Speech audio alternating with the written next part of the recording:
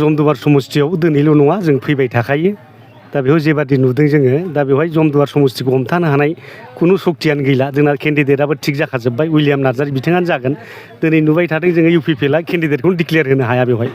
साब्रै साबानि नाम खोनाबाय थायो थारमाने बिथांमोना जुजिनो हाला बेखौ जों दिनै प्रमान मोनदों आरो मालाय दा बे जमदुवार समस्ति हिसाबैथ' खेबब्रै इलेक्सनाव जोंहा खेबथाम देरहाखाबाय आरो एबाराव देरहाबावगोन रेवरेवा नार्जारीया बिसासघातक खालामदों दा बेखौ रायजो राजाया दिनै प्रत्युत्तर होगोन आरो दिनै रेवरेवा थांदों जेबो अरजाया लिडार थांनायाव जेबो खहा जाया खिन्थु रायजो राजाफ्रा थांनो नाङा नामा सासे लिडारनि भटनि जेसेबांनाखि बेसेन दं रायजो राजानि भटआबो इसेबां बेसेन दङ दा गतिके सोरबा थांदों फैदों जों खोथा गैया उइलियाम नार्जारीया जमदुवार देरहागोना रोखा जाबाय बेखौ दिनै बुंनो हायो जमदुवार बासि हिसाबै बेखौनो खावलायगोन जोङो थांनाय जे 10 बोसोराव लस जानांबाय थारमाने बै समाव जिरन बसुमतारी देरहादों बे ओनसोला माने फासयनानै थादों जौगानायनि बिथिङाव आरो थांनाय बाराव दिनैहाय रेवरेवा देरहादों BJPआव हाबहैदों बिथाङाबो जौगानायनि खामानि मावाखै EM जानानै दा बे 10 बोसोर बेक जानाय बे 10 बोसोर बेक जानायखौ फैबाय थानाय बिसायख'थियाव देरहालांनानै BP एबा सरकार दायोबा जाहाथे जमदुवाराव आरो उइलियाम नार्जारीया EM जानानै जाहाथे बे गोग्लैसोनाय ओनसोलखौ जौगाहोनो हायो बेखौनो रायजो राजाफ्रा बयबो लुबैदों आरो बेनि थाखायनो खावलायदों जमदुवारखौ जुदि जौगाहोनांगौबा दिनै मोनसे इतिहासिक जायगा जाबाय बे रायमना नेसनेल पार्क आरो बेवहाय माने गोबां नेचारेल बिउटिसफोर दङ दा बे जौगाहोनाया दिनै BPFनि दायथ' उइलियाम नार्जारीनि दायथ' आरो BPFखौ मोजां मोनग्राफोरनि दायथ' बेयो आरो बिथां बुंनाया बे अखाफोर मन'नाय बायदि थारमाने अखाफोर मन'नाया दसेल' थायो नङा होमबा दसे मन'बाय दसेनो गलांबाय दा बिदिनो बिथांमोनहा 17 बोसोरनि जे पुर्निमा बेखौ बिथांमोना अखाफोर मन'नाय बे राहु केतुमोननि माने अमृत साखोलायनानै जानाय गैया होमबा बे राहु केतु दा बेबादिनो दिनै जाबाय ग्लब मन'बाय ओंखारफिनबाय दा बेबादि आरो मालाय बिथांमोनहा जों जाबाय 17 बोसोराव फुल मुन जायखौ बुङो नङा होमबा पुर्निमा बेखौ जों होबोनो हादोंमोन साख्रि बाख्रिनि अभाब जायाखैमोन खामानि दामानि अभाब जायाखैमोन बेवहाय माने खुनु माने गावजों गाव दागा हांगामाबो गैयामोन दिनै मोनसे सान्थि परिबेसजों दिनै BTCआ सोलिबोदों आरो बे समाव दावराव खालामग्राया दिनै बे फेरेंगा मोनहानोमोन प्रमद बर'आनो रेल लामा जथेग्रामोन आन्दलन खालामग्रामोन मानसि खावदों मानसि माबा खालामदों दिनैहाय माने रां दाबिदों बै समाव जाजोबदों दा बिथांमोनानो दावराव खालामग्रा दा दिनै बिथांमोना दिनैहाय मा खालामनो नागिरदों बिथांमोना बे 5 बोसोराव जोंनि रायजो राजाफोरखौ अमाबैसायाव दोनदों खोमसि दिनै नाय नोङो बिथांमोना बुंदोंमोन 5 लाख साख्रि होनाय बाथ्रा हिसाबा होदो 5 लाख साख्रि होनो हागोन हादिया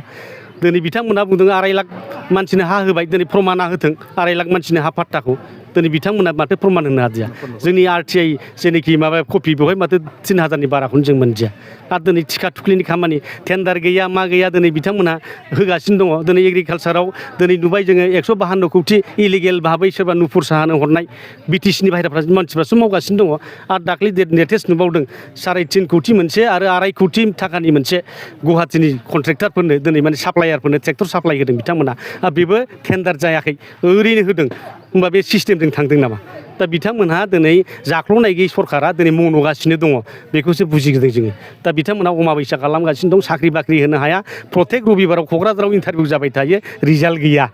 बिनिफ्राय मा बुजियो बिथांमोना जास्ट सेंग्रा सिख्लाफोरखौ दिनै आनलिड खालामदों सेंग्रा सिख्लाफोरखौसो खोमसियाव दोनबाय थादों सेंग्रा सिख्लाफोरखौ दिनै माने बिथांमोनहा बिपदआव खोख्लैगासिनो दं खोमसियाव लांगासिनो दं दा बेखौसो जोङो पुर्निमायाव लाबोफिननो नाजागासिनो दङ दिनै बिथांमोनहा दिनै बे 5 बोसोराव जोंखौ खोमसियाव दोनबाय थादों अमाबैसायाव दोनबाय थादों दा बिनिनो पुर्निमा नागिर रायजोफ्रा BPF दोलोआव हाबफैगासिनो दं UPPL गारनानै BJP गारनानै कंग्रेस गारनानै दिनै बेखौ जों नुबाय थादों जिहेतु दिनै बिथांमोनानो फोसावबाय थायो दिनै जोंनि जे ससियेल मिडिया दैलिक नुबाय थागोननो दिनै क'क्राझारनिफ्राय आरम्भ खालाम उदालगुरिसिमाव सानसेयाव खमसे खम 5-6 मानसिनि बारा जइन जाबाय थायो BPF पार्टियाव दा बेखौ बोरै बुंनो हायो दाख्लै जे मास्टार साख्रि थिसनबाय PG टेट CTETनि दा बेवहाय खोनादों आरो फैसा लाजाग्राफ्रा खोन्थाहरदों 10निफ्राय 15 लाखसिम थांदों होननानै दा बेखौथ' जों प्रमान होनो हायो प्रमान होनाया फेरेंगा बुंदों एक्सपेल खालामगोन एक्सपेल खालामनायालाय माइ गिदिरा पार्टिनिफ्रायसो एक्सपेल खालामगोन नोङो खिन्थु फैसा जानायाथ' जाखांबाय साख्रिया होखांबाय बेसेबां इलिगेल खालामदों दिनै RTI होदों दिनै PIL होनो नागिरदों साख्रिया इलिगेल जादों होननानै जायफ्रा टेटआव नाम्बार खम मोनदों बिसोरसो साख्रि मोनदों जायफ्रा टेटआव बुरजा नाम्बार मोनदों बिसोरसो दिनै रिजेक्ट खालामजादों दरखास्थ'फ्रा दिनै बेबादि जादों होमबा बहा लिगेलि खामानि मावदों जेसेबां BTCआव खामानि जादों गासिबो इलिगेल जोब बिसंगति जागासिनो दङ BTCनि पावारा थांफिनजोब्बाय दाख्लै डिफेन्सनि जे प्रेस मिट बेयाव नुदों फरेस्ट एक्टनि गेजेरजों हा होनायनि बाथ्रा रायलायदों बे फरेस्टनि हाखौ होनो हाग्रामाया सोरबा आसाम गभर्नमेन्टआव सोंदोंमोन नामा सोरबा CM मिनिस्टार रायलायदों नामा दिनै बेखौ हाखौ होनाङा होननानै बै समावनो बादा होदोंमोन अरण्य हुरुका कमिटिया केस होदोंमोन गुवाहाटि हाइकर्टआव दिनै माबायाव दिल्ली सुप्रिम कर्टआव बेखौ केस सालायनानै देरहानानैसो जों हाखौ रानदों होमबा दिनै हाइकर्ट अर्डार दं मा दं प्रमटार माने बेफोरखौ दिनै सोरबा CMजों रायज्लायनानै फरेस्ट विलारनि गेजेरजों हा होनायनि खोथा मानो रायखांखो थारमाने BTCआव हा होनो हानाय पावारबो गैला फरेस्टनि हाखौबो होनो हाला मियादि हानि फाट्टाबो होनो हाला जेबो पावार गैला दा BTCआ एखेबारे माने मा होनो दा